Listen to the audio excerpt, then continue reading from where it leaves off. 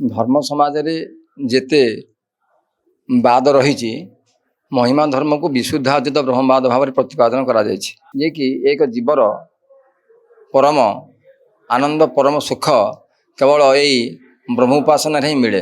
ब्रह्म उपासना परिवार जो पद्धति ये महिमा धर्म रे ही निहित रही अछि। 40तम वार्षिक महिमा महोत्सव आज पालित होउछि।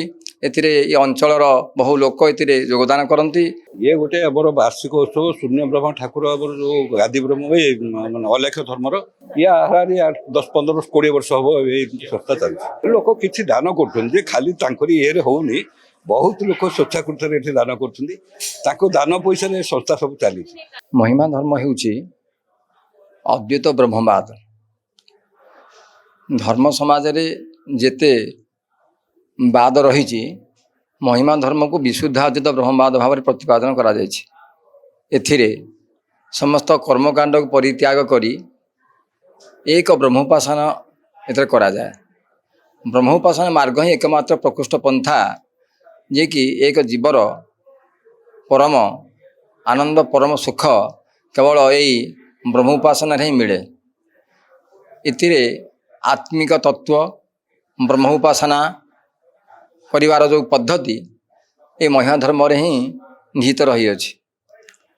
जो शास्त्र कह जाए वेद उपनिषद दर्शन मान जो कह जाए एक ब्रह्मवाद कथा तार उदाहरण स्वरूप हो एक महिमा धर्म समाज। महिमा धर्म एक प्रकृष्ट पंथा जो मनुष्यर जो जन्म मृत्यु व्याधि जंत्रणा रही जरा व्याधि जंत्रणा से मुक्त होगापाई ये महिमा धर्म हो एक प्रकृष्ट पंथा। महिमा धर्म रे संध्या सकाळे एक ब्रह्म पाखरे समर्पित शरण निवेदन करा जाए, आत्मनिवेदन करा जाए। आउ एक महिमा धर्म को जो आमर महिमा स्वामी प्रबुद्ध गुरु महिमा स्वामी प्रतिष्ठा कर जाइछन्ति। वेद वेदांतर जहाँ निर्यास ताही महिमा धर्म। एथिरे जातिवाद नहीं, समस्त को एतरे ग्रहण करा जाए। समस्ते एते महिमा ब्रह्मोपासना करिपारिबे। कौनसी बाछ विषेद एतरे नहीं। समस्ते एक ब्रह्म पाखे समर्पित हेबे। शुणन्तु विश्व अमृतस्य पुत्रः।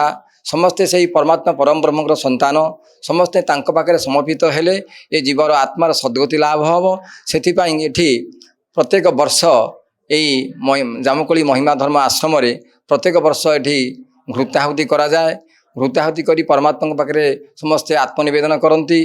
आज तार 44तम 40तम वार्षिक महिमा महोत्सव आज पालित होउछि। एथिरे ये अंचलर बहु लोक एथिरे योगदान करती। समस्ते एथिरे संध्या समय रे समस्ते परमात्मा पाखरे आमर यज्ञ आहुति करा जाई परमात्मा पाखरे समस्ते आत्मनिवेदन करती। ये ब्रह्मांडर मंगल हो, विश्व ब्रह्मांडर मंगल हो, समस्ते समस्त हृदय ये आध्यात्मिक चेतना सृष्टि हो। समस्ते आम एकत्रित हो प्रभु परमात्मा प्रार्थना निवेदन करूँ। यही यार मूल लक्ष्य मूल उपासना पद्धति हूँ महिमा धर्म। ये गोटे आमर वार्षिक उत्सव शून्य ब्रह्म ठाकुर आमर जो गादी ब्रह्म मान अलेख धर्मर आम मैंने लोकाल लोक जहाँ फल कि बाबा तो एकुटिया लोक आमर अनाम बाबा होठार मुख्य से आम मान सहयोग कामना करदेश्य आम मैंने सहयोग करी प्राय 3-4 हजार लोकंर खाया व्यवस्था कराऊँगी। अन्य सब या 10-15-20 वर्ष हम ये संस्था चलती। लोक किसी दान कर खाली ये होनी बहुत लोक स्वेच्छाकृत दान कर दान पैसा संस्था सब चली। आज्ञा केते दिन 2 दिन हो 2 दिन 23-24 सका पूर्ण आहुति राशि सुधा चली सब वर्ष 1000 लोक आसुच्च बाहर लोक किसी भी आसुच्च से गोटे खुशी बासी दिन चलती। भल भजन वाला भी भजन वाला भल भजन भी आसुच्च जहाँ फल कि लोकंर मन बोहिला भाया भजन गोटे खुशी बेस लोक चली संस्था चलती।